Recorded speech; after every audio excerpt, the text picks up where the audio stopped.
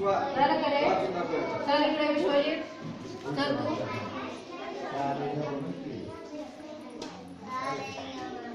चल ठीक आहे. क्रियापद वाक्याच्या शेवटी अर्थपूर्ण करणाऱ्या क्रियावाचक शब्दास क्रियापद असे म्हणतात. उदाहरणार्थ, मुलगा अभ्यास करतो. मुलीने आज्ञा पाळावी. मुलांनी आज्ञा पाळावी.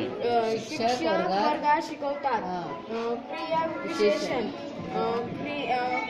क्रियापदाबद्दल विशेष माहिती सांगणाऱ्या शब्दास क्रिया विशेषण म्हणतात.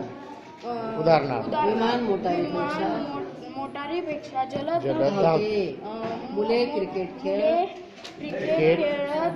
खेळ उत्कृष्ट खेळतात. गीता धावताना जोरात धावते. गुड.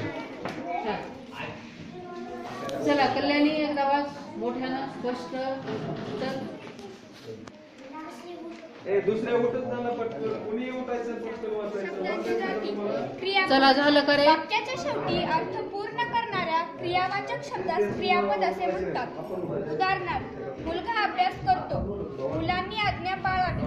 शिक्षक वर्गात शिकवतात.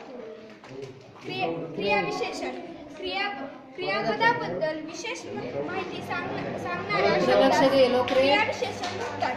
उदाहरणार्थ, विमान मोटारीपेक्षा जलद धावतो.